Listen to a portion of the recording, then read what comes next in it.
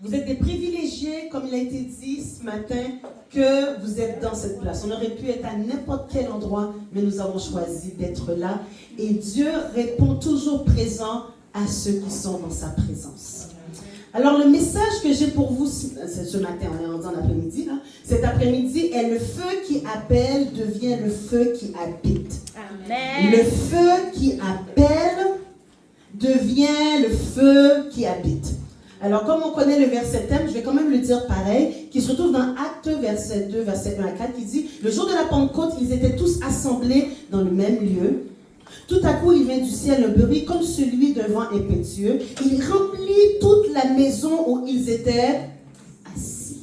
Des langues semblables à des langues de feu leur apparurent, séparées les unes des autres, et se posèrent sur chacun d'eux. Et ils furent tous remplis du... et se mirent à parler en d'autres langues selon ce que l'Esprit leur donnait de s'exprimer. » Je vais faire un parallèle avec Exode. C'est moi qui veux aller dans Exode chapitre 3. C'est de 1 à 12, mais je ne vais pas lire de 1 à 12. Je vais peut-être à partir du 6, ça peut sortir au 10. Qui veut dire, l'ange de l'Éternel lui apparut dans une flamme de feu au milieu d'un buisson. Moïse regarda et voici le buisson était tout en feu. Et le buisson ne se consumait pas. Moïse dit, je veux me détourner pour voir quelle est cette grande vision et pourquoi le buisson ne se consume point. L'Éternel vit qu'il se détournait pour voir et Dieu l'appela du milieu du buisson et dit « Moïse, Moïse !» Et il répondit « Me voici !»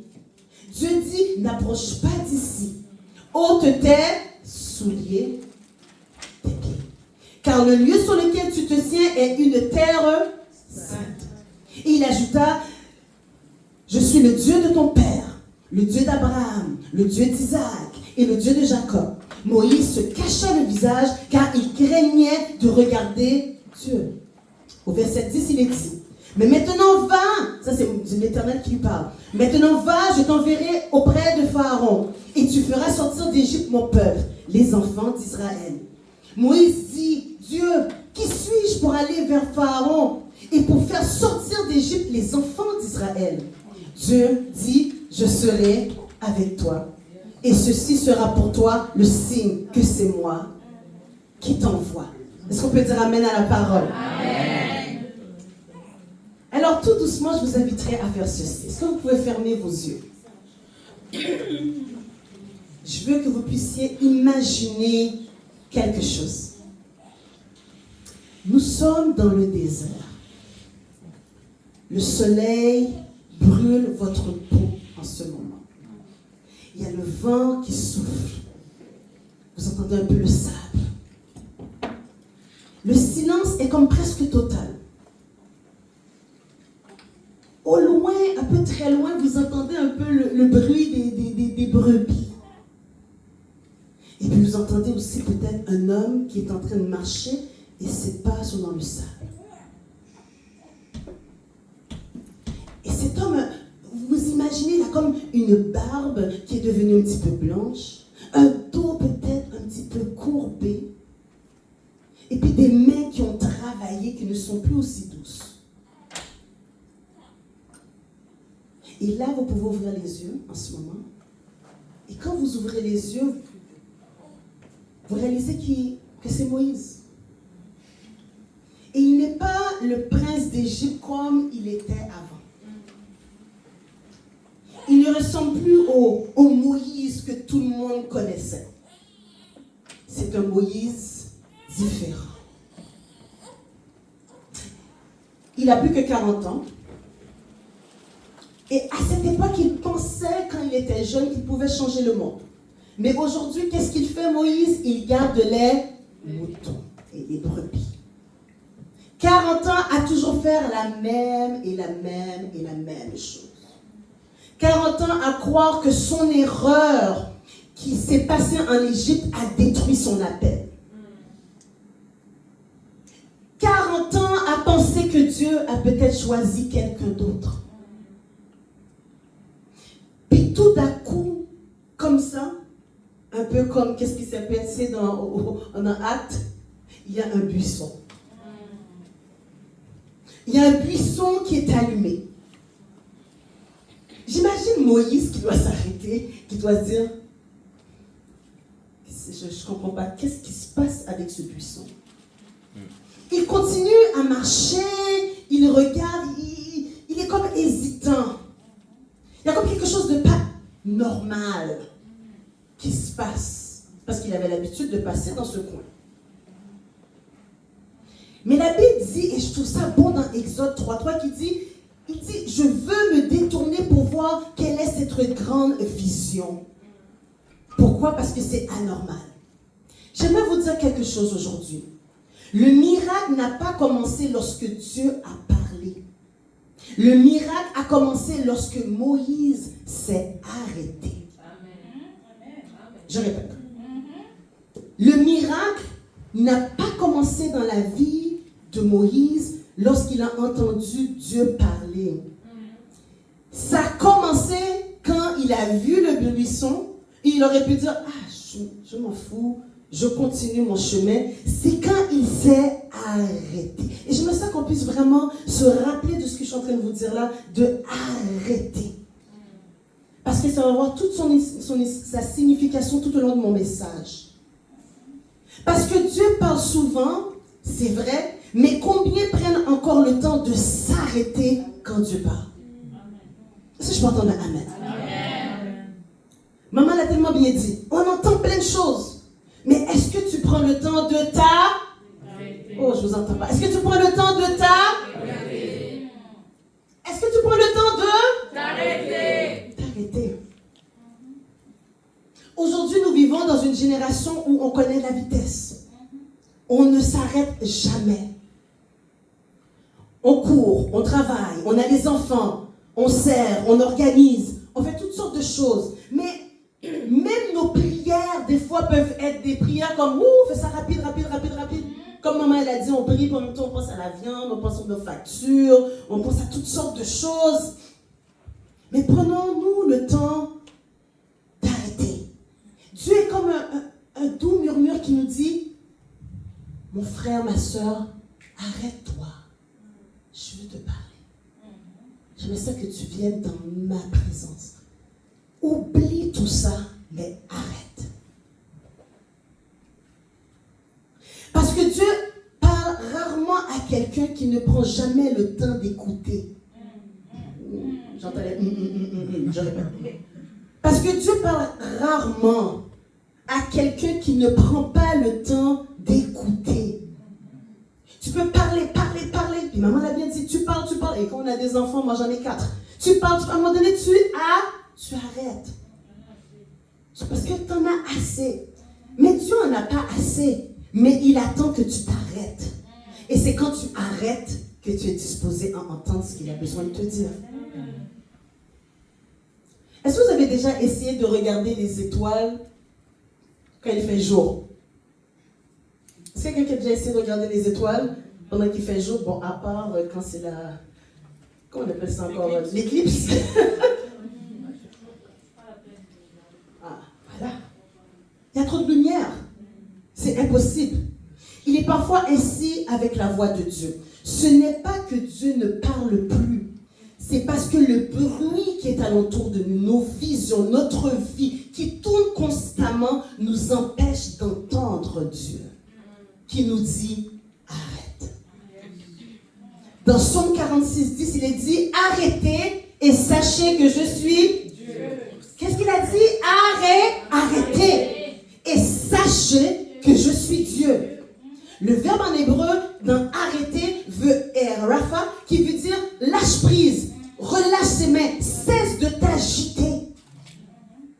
Arrête. Autrement dit, avant que Dieu remplisse nos mains de ce qu'il veut qu'on puisse faire pour lui, il veut souvent parler à notre cœur. Mais il veut parler à notre cœur dans un moment d'arrêt, dans un moment de pause, dans un moment où est-ce qu'on est disposé à entendre sa voix et que les bruits environnants ne soient plus là. Vous remarquerez que Dieu n'a pas parlé à Moïse en lui disant « Va tout de suite aller libérer le peuple d'Israël ». Non, la première chose qu'il lui a dit « je veux te révéler ma présence. Je vais faire le parallèle entre Moïse ainsi que la Pentecôte. Je trouvais ça vraiment intéressant. Dieu ne commence jamais par donner une mission à quelqu'un, mais il va toujours commencer à donner sa présence à quelqu'un. Parce que la présence de Dieu est le tout pour ta mission et pour ma mission. Sans les fusions du Saint-Esprit dans ta vie, tu peux faire plein de choses, mais sans cette puissance qui est la présence de Dieu, il est impossible d'accomplir ta mission. Quand on regarde avec Abraham, avant l'alliance, Dieu apparaît à Abraham. Quand on regarde avec Ésaïe, avant de l'envoyer, il voit le Seigneur dans le temple. Avec Jérémie, avant de lui parler, il le touche. Et regardez avec les disciples, avant de les emmener à l'évangélisation, il y a le fruit et le flux du Saint-Esprit. Est-ce que vous êtes d'accord avec moi? Parce que Dieu ne cherche pas d'abord des ouvriers ou des personnes pour pouvoir faire son œuvre. Il cherche des hommes et des femmes qui peuvent être en mesure de transformer et de porter sa présence dans le monde. Amen. Nous vivons dans une époque où beaucoup servent. Il y a plusieurs églises, il y a plusieurs choses, il y a plusieurs mouvements et c'est très bien. Mais parfois, à la place, on veut servir, mais on ne veut pas demeurer dans la présence de Dieu. Il est facile de servir sans demeurer. Il est facile de faire et de ne pas être. Et le Saint-Esprit nous amène à être. Et c'est exactement ça que l'Éternel voulait dire à Moïse. Arrête-toi dans le buisson ardent. Nous voulons agir sans attendre. Nous voulons des résultats sans profondeur. Mais Jésus dira dans Jean 15, 4, demeurez en moi. Il ne dit pas travailler d'abord. Il ne dit pas sers d'abord. Il ne dit pas fais d'abord. Il te dit demeure. Et demeurer demande à arrêter. Le ministère n'est jamais censé remplacer notre intimité avec Dieu. Le service ne peut pas nourrir notre âme constamment. Ce n'est pas le service qui nourrit notre âme, c'est la présence de Dieu qui la nourrit. Je le répète, ce n'est pas le ministère. C'est pas le, quoi il faut le faire. Hein? La foi sans les œuvres, elle est morte. Amen. Mais ce n'est pas uniquement les œuvres. Les œuvres, à un moment donné, bon, on a parlé de carburant, tu vas donner, mais quand ton carburant, il n'y en a plus, là, la voiture va s'arrêter, tu vas t'arrêter, il va manquer de puissance, il y a quelque chose, le parfum, il y a quelque chose qui manque, mais c'est quoi? C'est la présence de Dieu. Et cette présence-là, tu ne peux la recevoir pleinement si tu ne t'arrêtes pas et que tu restes dans sa présence. Et que lui, par la suite, il te donne ce qu'il te faut. On a toujours des réserves, puis gloire à Dieu, grâce à Dieu. C'est pas vrai qu'on prie tous les jours, c'est pas vrai qu'on lit notre parole tous les jours, on a nos hauts, on a nos bas, c'est pour ça que la réserve est là. Mais on ne peut pas vivre le service avec Dieu sur des réserves. Il faut que constamment sa bonté se renouvelle chaque matin. Elle se renouvelle. C'est pas que ce qu'il y avait hier est mauvais ou est passé. Parce que des fois, on n'a pas le temps. Mais la grâce de hier et d'avant-hier nous permet de faire aujourd'hui. Mais on ne peut pas fonctionner sur juste le vieux vin. Il faut le nouveau vin. Et le Seigneur nous le donne à chaque jour. Moïse voit le feu. Et les disciples dans Actes, eux, ils voient des langues semblables à des langues de feu qui tombent sur eux. J'aime beaucoup ce symbole. Parce que le feu annonce encore la présence de Dieu, le Dieu saint. Avec Moïse, c'était le Dieu saint. Et aussi avec la Pentecôte, c'est le Dieu saint. Pourquoi? Parce que le Saint-Esprit est une personne et le Saint-Esprit est Dieu. Dans Exode, le feu descend sur un buisson. Dans Actes, le feu descend sur des personnes. Alléluia! Je répète, dans Exode, le feu descend sur un buisson, sur une chose. Mais dans le Nouveau Testament, la puissance de Dieu, elle descend sur qui? Sur des gens. Qu'est-ce que cela veut signifier? Pendant des siècles, la présence de Dieu était associée à un lieu. Un temple, le tabernacle ou l'arche de l'Alliance. Alors là, Dieu avait choisi à cette époque un bâtiment pour pouvoir se révéler. Et dans le Nouveau Testament, maintenant, il dit non, il n'y a plus de bâtiment. Vous êtes le bâtiment. Amen. Je suis le bâtiment. Je suis le temple. Si tu avais demandé, si on pouvait demander aux Israélites, là, dans le temps de Moïse, où Dieu il habite, je suis sûr que le peuple vous dirait, ben, probablement au milieu de son peuple dans le tabernacle. Et si tu aurais posé la même chose au roi Salomon, pour dire le roi Salomon, où on peut voir Dieu, il aurait dit, ah ben dans le temple. Mais après Acte, la réponse change. Il habite où maintenant Dieu? Dans le croyant. Oh, il n'y a pas plus de amen que ça? Amen. Il n'est plus dans le temple. Il est en toi et il est en moi. C'est pourquoi dans 1 Corinthiens 3, 16, il est écrit, ne savez-vous pas que vous êtes le temple de Dieu et que l'Esprit de Dieu habite en vous? En fin de compte, cette image nous montre comment Dieu est un Dieu d'amour. Il a toujours voulu se révéler et habiter dans sa créature si merveilleuse qu'est l'être humain. Quand on y pense, c'est presque comme une révolution théologique. Parce que durant tout le long, c'était dans des lieux et arrivé avec Jésus qui est le porteur de l'esprit. Et après, c'est pour ça que Jésus dit, je dois m'en aller là, parce qu'en fait, mon Père, il a un plan encore plus grand. Je suis le porteur de l'esprit, mais le but de mon Père, c'est pour être en mesure de vous le donner à vous tous. Alors, le Dieu qui faisait trembler la montagne de Sinaï, maintenant peut faire trembler ton cœur. Pourquoi? Parce que tu es maintenant sa demeure. C'est pas une grâce, c'est pas un privilège. C'est pas un très grand privilège que le Dieu, notre Dieu, décide d'habiter en nous et non pas dans un endroit. Alors je vous posais cette question. Moi j'aime toujours poser des questions.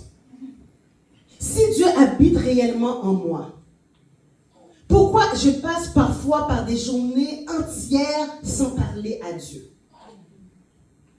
J'entends les okay.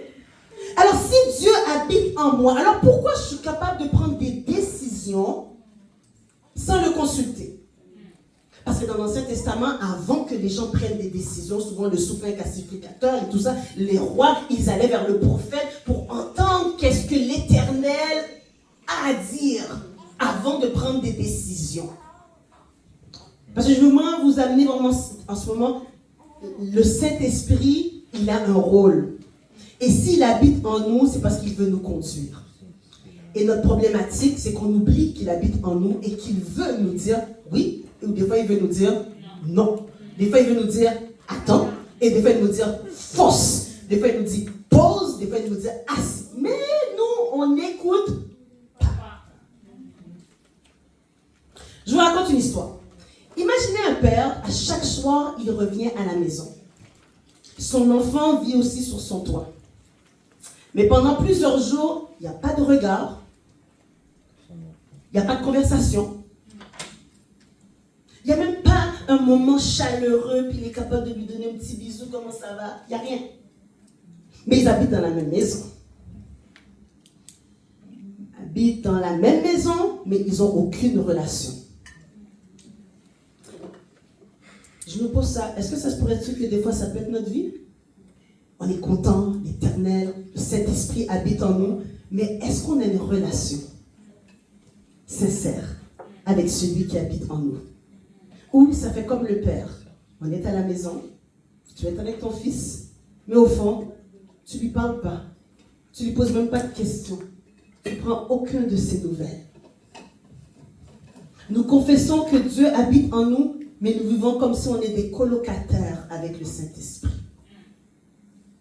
Dans Jean 14, 16 à 17, il est dit, « Et moi, je prierai le Père, et il vous donnera un autre consolateur, afin qu'il demeure éternellement avec vous. » Et c'est fort, hein? Éternellement avec vous.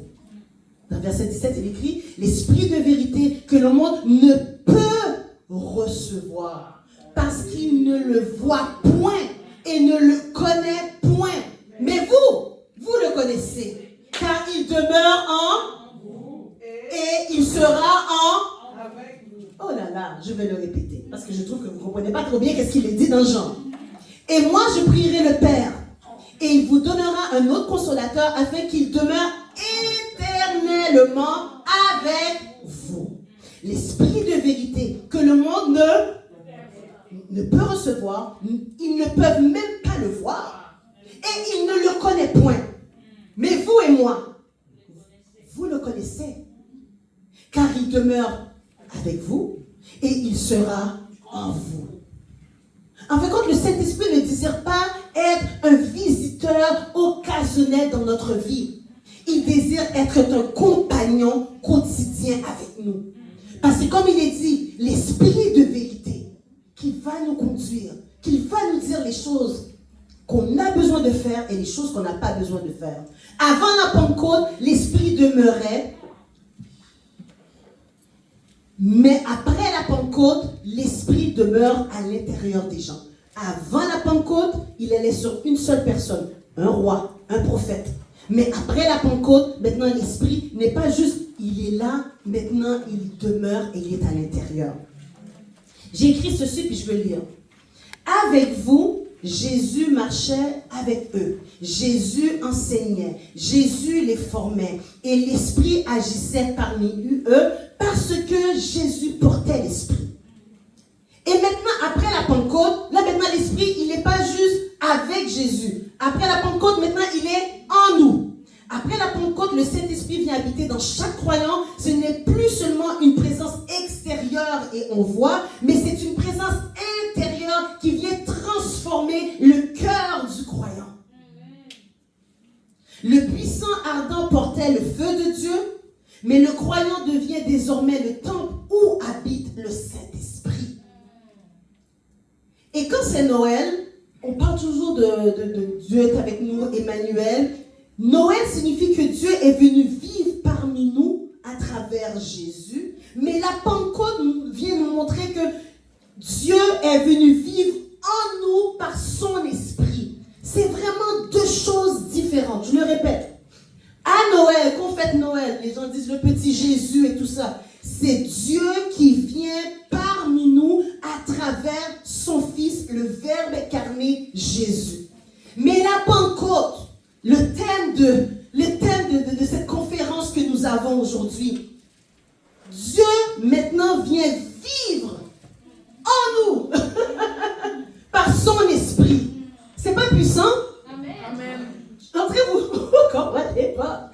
Ça c'est un québécois. Dans l'Ancien Testament, l'Esprit de Dieu était sur une personne. Il était visible. On le voit avec Élie. Il demande le feu descend. Il y a les tournades, là, les colonnes de feu. On voyait la manifestation de Dieu, la terre qui tremble sur la montagne de Sinaï. Puis là, bon, il y avait les rois et les prophètes. Et là maintenant, Jésus vient, qu'on parle de la période de Noël. Là maintenant, il n'y a plus de toutes ces manifestations-là parce que Jésus est le porteur de l'Esprit lorsque Jean-Baptiste le baptise dans le Jourdain. Là, on voit le Père qui dit, voici mon Fils, et puis bon, l'Esprit. Et là maintenant, c'est pour ça que Jésus faisait les miracles et tout ça, les prodiges, qui se reproduisaient aussi dans l'Ancien Testament. Mais là maintenant, c'est Jésus. Il est là, il le porte. Là, il dit, mais es-tu Moïse? Est-il Élie? Les gens ne comprenaient pas. C'était le Fils de Dieu. Alors, l'Esprit. Et là, Jésus dit, attendez. Je repars vers le Père. Là, maintenant, l'Esprit qui était sur Jésus, la Pentecôte fait que c'est tout ce que vous avez vu dans l'Ancien Testament. Tout ce que vous avez vu avec Jésus est maintenant en vous et en moi. Est-ce qu'on peut dire un Amen? Voilà la puissance de la Pentecôte. C'est pour ça qu'il a dit, l'Esprit qui a ressuscité Christ, l'Esprit qui a ressuscité aussi Lazare est le même Esprit que toi et moi nous portons. Alors c'est pour ça qu'on peut parler à un démon et on lui dit sors et il sort. C'est pour ça qu'on est capable de dire à quelqu'un qui est malade, au nom de Jésus, tu es guéri. Je n'ai ni or ni argent, mais ce que je te donne, voilà, prends-le, c'est Jésus-Christ, lève-toi et marche. Pourquoi? Parce que c'est cette puissance, cette même puissance, le Seigneur nous le donne. Pauvres mortels qu'on pourrait dire que nous sommes. Mais n'oubliez jamais, nous sommes les créatures merveilleuses de Dieu. La raison pour laquelle que Christ est mort à la croix, je dis toujours aux gens, je vais vous dire ça comme ça. Christ n'est pas mort à la croix pour que nous soyons riches. Christ n'est pas mort à la croix pour que nos mariages fonctionnent. Christ n'est pas mort à la croix pour que nous ayons une belle vie. Christ est mort à la croix pour nous racheter du péché, de ce qui s'est passé dans Genèse, pour que nous ayons la vie éternelle et pour que l'ennemi n'a plus autant d'impact sur notre vie. Et c'est quand nous sommes dans sa présence que les bénédictions, les grâces, dans le mariage, dans la santé, dans les projets que nous avons, que tous les projets à tout égard en plus pour être possible de fonctionner. Pourquoi? Parce que nous demeurons en lui. Amen. Alors, sans être dans la demeure de Dieu, tu risques de faire des choses par toi-même qui peuvent fonctionner. Parce qu'on voit bien ce qui se passe dans le monde. Il y en a bien des gens qui font des choses dans le monde et ça fonctionne bien. C'est correct. La seule différence avec nous, il y a une puissance qui va émaner que le monde ne peut recevoir et ne peut comprendre. Nous vivons dans une culture qui valorise la performance, excusez-moi. On nous demande toujours, qu'est-ce que tu as accompli? Combien de personnes que tu as influencées sur ton Instagram, TikTok et toutes ces choses-là? Combien de projets que tu as réalisés? Mais Dieu nous pose toujours une seule et même question. As-tu marché avec moi aujourd'hui? C'est ça qui est important pour Dieu. Ce n'est pas la quantité, mais c'est la qualité. Alors, des fois, on veut montrer, on veut être là, on veut être sur les tribunes. Ce n'est pas ça qui est important avec Dieu. Parce que c'est comment tu es avec moi, et c'est moi qui va te porter, et c'est moi qui va t'élever. Parce que le royaume de Dieu ne se mesure pas seulement par les activités, mais le royaume de Dieu se mesure par la communion que nous avons avec lui. Peut-être que quelqu'un est dans la salle et tu penses que je suis trop ordinaire pour que Dieu m'utilise. Franchement, si vous dites ça, vous n'avez vraiment pas regardé les disciples. Qui n'a pas vu le film de Jésus de Nazareth? Ils étaient ni instruits, ils n'étaient pas très influents. Et c'est une des raisons pourquoi que les docteurs de la loi, ils ne comprenaient pas pourquoi ces pécheurs d'hommes étaient capables de faire autant de prodiges et pourquoi ils avaient autant d'influence. Pourtant, Dieu choisit de faire d'eux un temple vivant. En fait, quand ce n'est pas notre prestige, qu'est-ce qu'on fait qui attire Dieu? C'est un cœur disponible et qui arrête et qui dit, Seigneur, me voici, je t'entends. Dans Ésaïe 57, 15, il est dit, j'habite avec celui qui est contrit et humble d'esprit. J'habite, c'est l'Éternel qui dit, j'habite avec celui qui est contrit et humble d'esprit. Alors, Dieu cherche, le Saint-Esprit cherche des cœurs disponibles. Ce matin, cet après-midi, qui est disponible? Qui est disponible? Et qu'est-ce que Dieu a pu faire avec les disciples qui n'étaient rien pour les gens de l'époque? Puis encore aujourd'hui, on parle des disciples. Est-ce que vous ne pouvez pas imaginer qu'est-ce que Dieu est capable de faire avec vous si vous êtes disponible? Amen. Parce qu'en fin de compte, c'est lui qui fait le vouloir et le faire. Amen. J'inviterais vraiment que vous puissiez réaliser qu'il faut s'arrêter. J'ai aimé le temps de prière que nous avons eu tous tantôt avec maman, parce que vous vous êtes arrêtés. Vous auriez pu rester là avec vos cellulaires, puis bon, il y avait l'équipe ici qui priait, mais je regardais que tout le monde était en train de prier. Il y en a qui étaient debout, il y en a qui levaient la main, il y en a qui se sont mis à genoux, il y en a d'autres qui se sont... J'ai regardé ça, j'ai dit, voilà, ils ont compris. Je dis, ah, mais cet esprit, merci, ça va aller dans le message qui suit. S'arrêter. S'arrêter. Vous avez répondu à l'appel de Dieu qui a été inspiré par maman, et vous avez répondu à l'appel, vous êtes, tu sais quoi, je m'arrête. Je ne suis quand même pas venue ici, à ce coin-là, à Dorval. Non, j'ai le temps de regarder mon cellulaire. Non, je vais m'arrêter pour savoir qu'est-ce que Dieu veut me dire.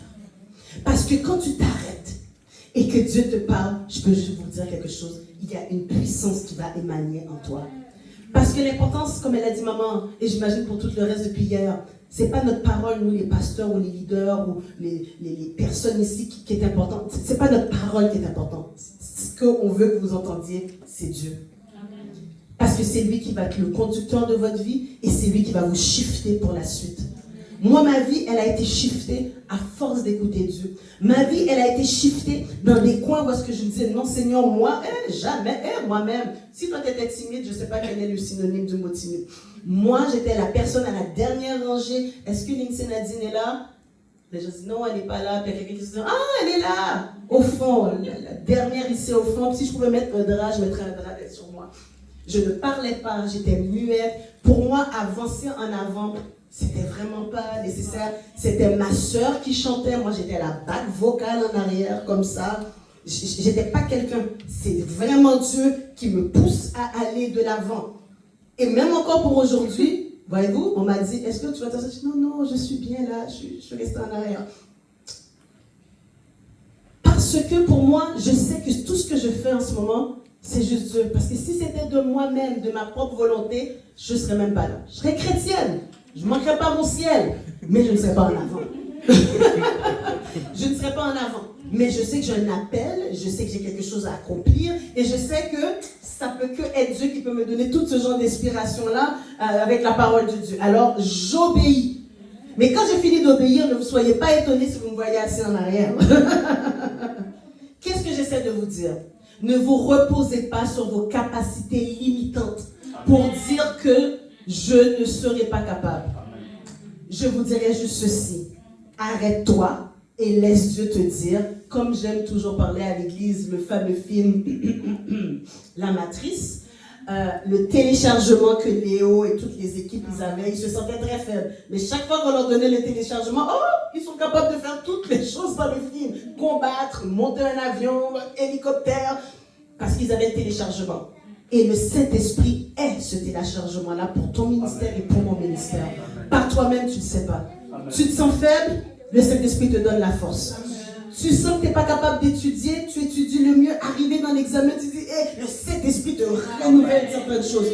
Tu sens que tu t'es perdu. Combien de fois je me suis perdue? Merci Seigneur pour le GPS maintenant qui arrive. Le nombre de fois que je me suis perdue, puis je dis, Seigneur, je t'en prie, aide-moi. Oh, il y a un bon samaritain. Madame, montrez dans votre visage, c'est écrit que vous êtes perdu. Effectivement, je suis perdue. Et puis la personne me dit, et je trouve mon chemin. Le Saint-Esprit est là. Il demeure en nous, il habite en nous et il veut nous conduire. Alors ne le laissez pas comme un colocataire qui n'est pas important. Impliquez-le dans tous les domaines de votre vie et même dans vos appels. Quand vous voyez une personne élevée, quand vous voyez une personne sur le siège, quand vous voyez toutes sortes de choses, vous dites, ah mon Dieu, cette personne elle a l'air d'avoir de l'influence. Je vous en prie, ne regardez pas uniquement avec vos yeux. Parce que tout ministère porte un fruit. Il y a des fruits qui paraissent super bons, mais au fond, c'est du pourri qui est à l'intérieur. Alors, l'important, ce n'est pas de regarder le ministère des autres. L'important, c'est de regarder ce que Dieu vous donne comme ministère, Amen. Comme appel. Et vous le nourrissez et vous grandissez avec ça. Amen. Parce que dans le jardin d'Éden, tous les fruits étaient bons, mais il y avait un fruit, justement, qui paraissait bon, mais qui n'était pas bon. Et qu'ils ont pris quand même si on leur avait dit de ne pas toucher aux fruits. Alors, il y a certains endroits où est-ce que Dieu va nous dire, pas ce ministère, pas cette personne. Oui, mais un tel, ça va bien avec un tel. Oui, un tel et un tel, ça va, mais toi, non. Ok? Moi, ça m'est déjà arrivé, j'ai voulu être amie avec des gens, puis je dis, mais non, c'est des gens dans le ministère, ils aiment Jésus et tout ça, blablabla. Mais je sentais toujours qu'il y avait comme un. Je dis, mais non, Satan. Satan qui m'empêche d'avoir des connexions divines. Oui, des connexions divines. À la longue, j'ai commencé à comprendre que non, ce n'est vraiment pas une connexion divine. C'est une connexion divine pour eux, mais pas une connexion divine pour moi. Amen. Parce que chacun d'entre nous, nous avons des chemins. Vous allez aller des endroits où est-ce que je n'irai jamais. Amen. Parce que Dieu ne m'appelle pas là. Mais Dieu vous choisit, vous. Alors il va vous connecter avec elle, il va vous connecter avec lui, il va vous connecter avec elle. Puis moi, je vais essayer de me connecter, comme pour Paul, qui a envie d'aller, on voit ça dans le livre. Paul veut aller prêcher là, l'Esprit lui dit non. Il va aller là, l'Esprit lui dit non. Parce que c'est pas ton chemin. Il y a quelqu'un d'autre qui ira là, moi je t'appelle là. Amen. Et des fois, il faut apprendre à écouter. Mais pour écouter, il faut s'arrêter. Il faut s'arrêter. S'arrêter. Alléluia.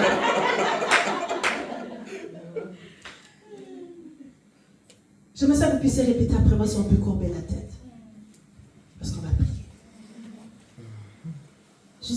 Jésus, aujourd'hui je m'arrête.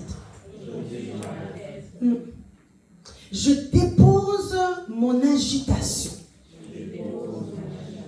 Je dépose, Seigneur, entre tes mains mes inquiétudes, mes performances. Je ne veux pas seulement travailler pour toi, mais Seigneur, je veux marcher avec toi. Fais de mon cœur une demeure où tu habites et que tu en prends plaisir. Révèle-moi ce qui encombre ma maison. Retire tout ce qu'il ne faut pas. Retire mes blessures. Retire les péchés. Retire les peurs. Retire l'orgueil. Retire les distractions. En fin de compte, je t'ouvre toutes les pièces de ma vie. Alléluia. Viens habiter pleinement dedans. Dans le nom de Jésus. Est-ce qu'on peut élever la voix en ce moment? Dis, Seigneur, viens habiter. Viens habiter. Tu sais très bien qu'est-ce qui est à l'intérieur de ton cœur en ce moment. Tu n'as pas besoin que l'Esprit de Dieu vienne me le révéler. Dis, Seigneur, retire ça en moi. Seigneur, guéris ça en moi. Permets que la maison, les meubles, tout ce qui est à l'intérieur puisse glorifier ton nom, Seigneur.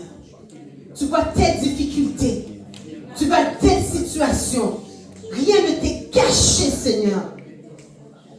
Retire. Délivre. Rends-moi libre, Seigneur.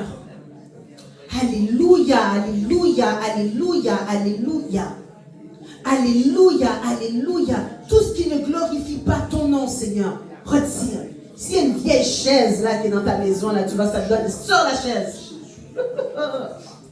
S'il y a des vieux objets qu'on t'a donnés, tu le retires aussi. Tout ce qui cause problème dans ta maison, si c'est le Saint-Esprit qui l'ouvre pour toi, toi aussi prends la responsabilité de toi-même, tu le prends et tu le sors. Des relations toxiques, des amitiés toxiques, des choses que tu avais l'habitude de faire, tu sais que ça te nuit, mais tu continues à le faire quand même. Tu sors. Le Saint-Esprit va te dire.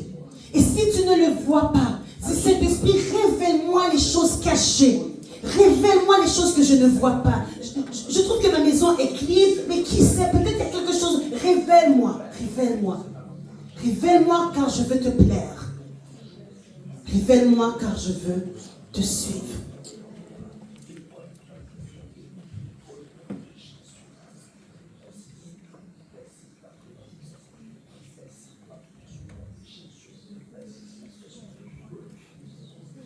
Yes, yes, and yes. Clean, clean, clean.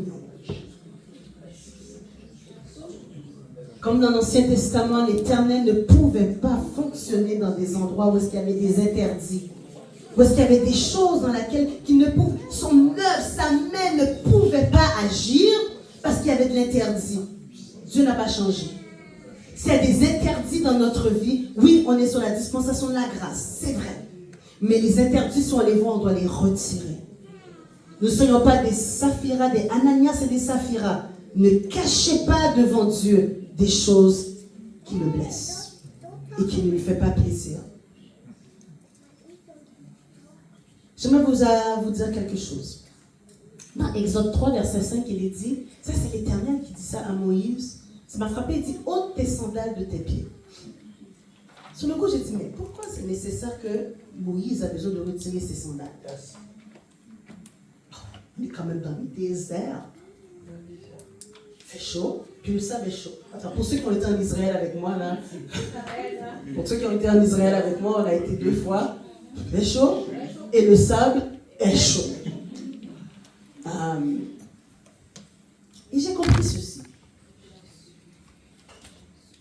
Les sandales représentent parfois ce qui nous protège, mais aussi ce qui nous empêche de sentir le sol où Dieu veut nous rencontrer. Je répète. Les sandales représentent parfois ce qui nous protège. Parce qu'on a besoin des sandales. Mais aussi, mais aussi ce qui nous empêche de ressentir le sol où Dieu veut nous rencontrer. Nous ne pouvons pas toujours entrer dans une nouvelle saison avec Dieu avec les mêmes habitudes, avec les mêmes choses, la même sécurité et les mêmes réflexes. Alors quand l'Éternel lui dit « retire tes sandales », c'est pour lui dire « je veux te faire rentrer dans un autre paradigme, je veux te faire rentrer dans une autre dimension ». Et le parallèle avec qu'est-ce qui se passe avec Actes, c'est la même chose.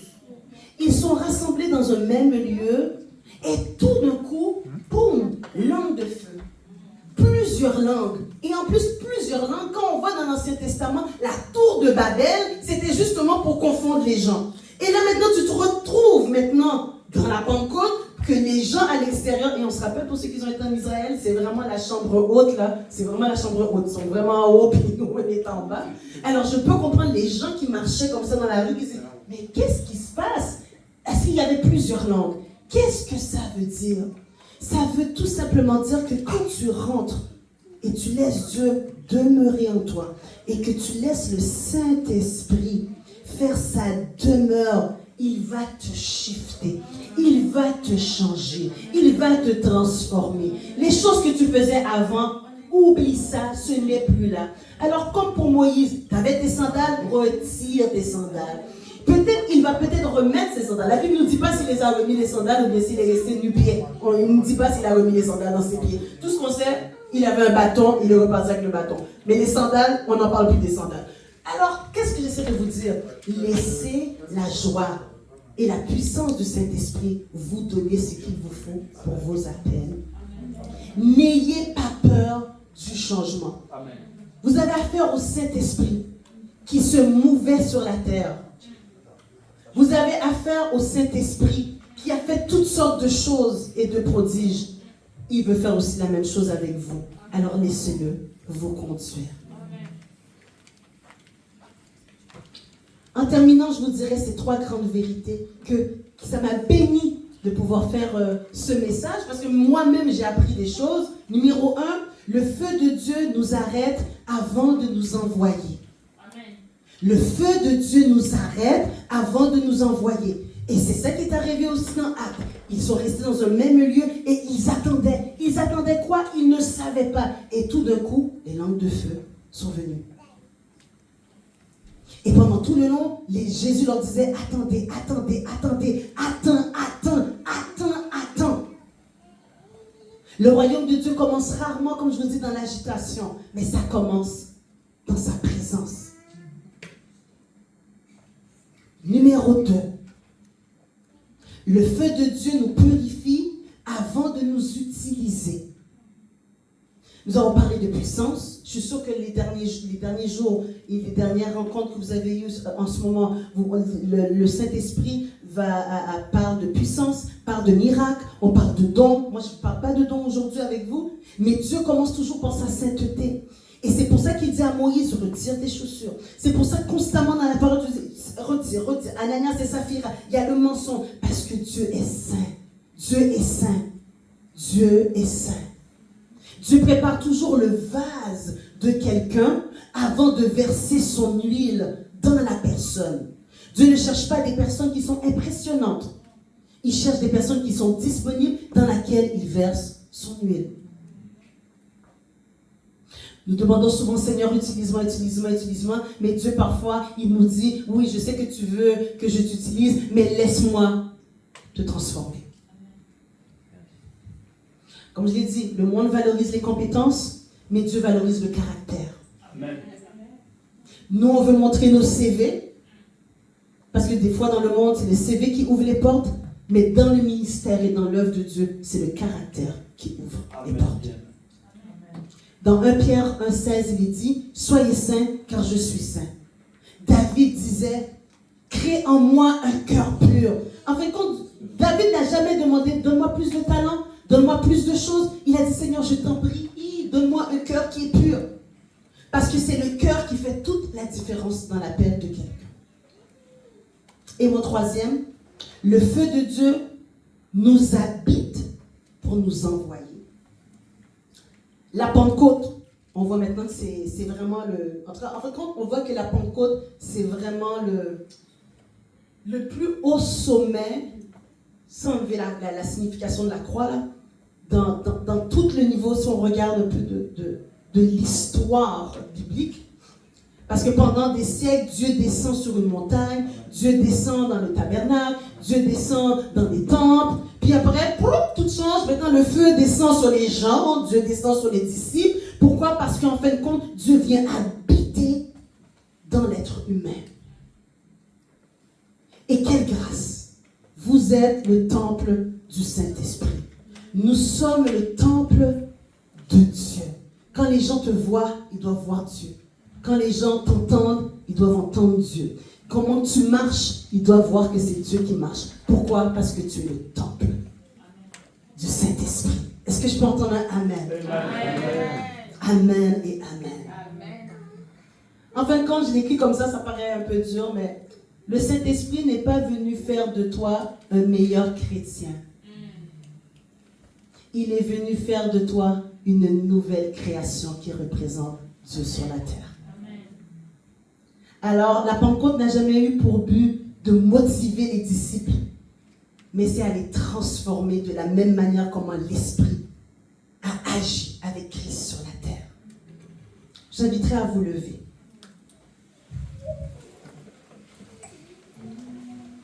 J'espère que la parole vous a parlé. Amen.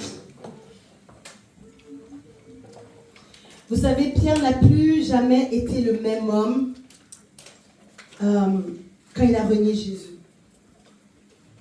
Il a renié Jésus devant des gens, devant des servantes. Et par la suite, c'est bizarre, il annonce Jésus devant des milliers de personnes. Ils m'ont dit, mais qu'est-ce qui a changé comme ça dans la vie de Pierre?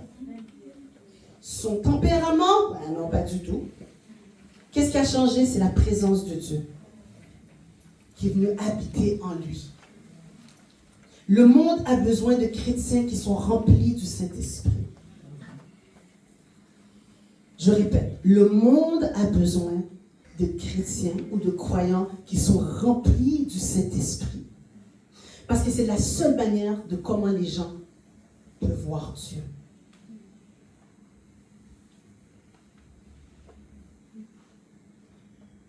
Si on peut lever la main.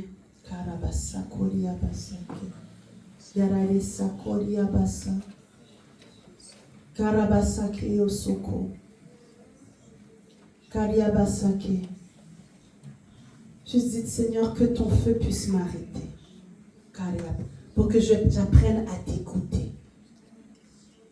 Est-ce que vous pouvez juste me dire, Seigneur, apprends-moi à m'arrêter. Afin que je t'écoute. Je ne veux pas juste m'agiter, mais je veux m'arrêter.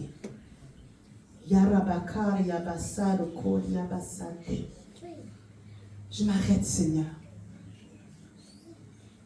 Et laissez la douce présence du Saint-Esprit vous parler. En ce moment, je t'arrête. S'il y en a que c'est peut-être un silence, c'est correct si c'est un silence. Peut-être le Saint-Esprit est peut-être en train de vous dire justement, je ne veux pas que tu parles. Je veux que tu m'écoutes. Yes. C'est le silence qui fait peur à l'ennemi. Mais le silence ne fait pas peur aux chrétiens. Parce que c'est des fois dans le silence que tu parles.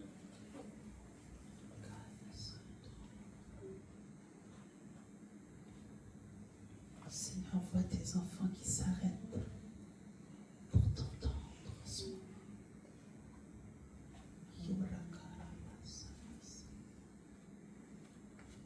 Si vous voyez une image, vous entendez un mot ou quelque chose, prenez votre calepin et écrivez-le. Même si ça n'a aucune signification pour vous. Juste prenez-le et écrivez. Dieu vous parle.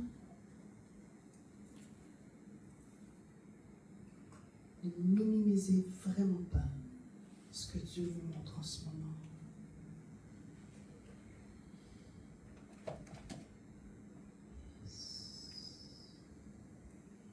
Esprit de Dieu, souffle.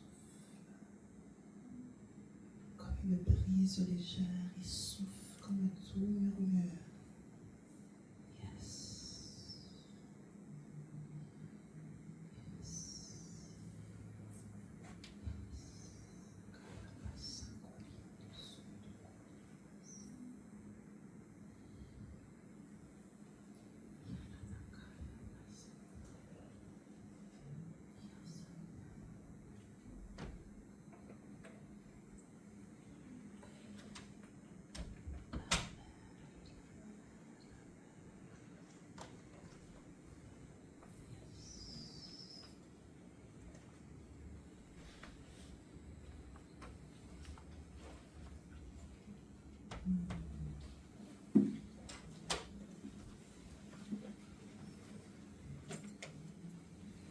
Une dernière prière. Vous dites, le feu de Dieu me purifie. Répétez après moi, le feu de Dieu, me purifie pour que mon cœur lui appartienne.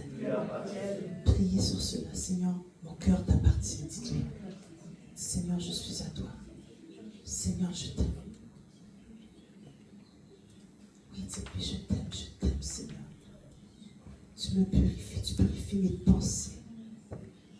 Tu purifies mon cœur. Tu purifies mes motivations. Tu purifies mes actions. Tu me purifies parce que je t'appartiens.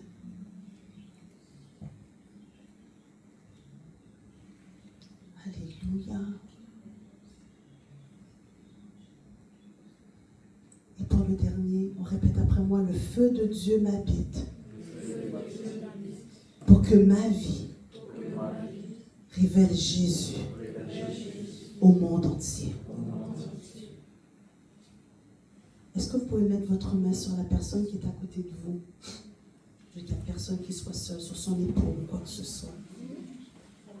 Que ce soit la main, l'épaule, quel que soit. J'aimerais ça que vous, justement, sur cette dernière prière, vous dites, Seigneur, je prie que ton Dieu habite mon frère, habite ma soeur. Et que Jésus puisse être révélé à travers de sa vie. Alors bénissez votre frère, bénissez votre soeur qui est à côté. On va prendre ce moment. Bénissez. Dis, Seigneur, tu habites en elle. Quel que soit ce qu'il y a comme révélation, parce que vous êtes tous remplis du Saint-Esprit, alors il va vous donner des rémas et des révélations. Alors bénis ton frère, bénis ta soeur dans ce nom.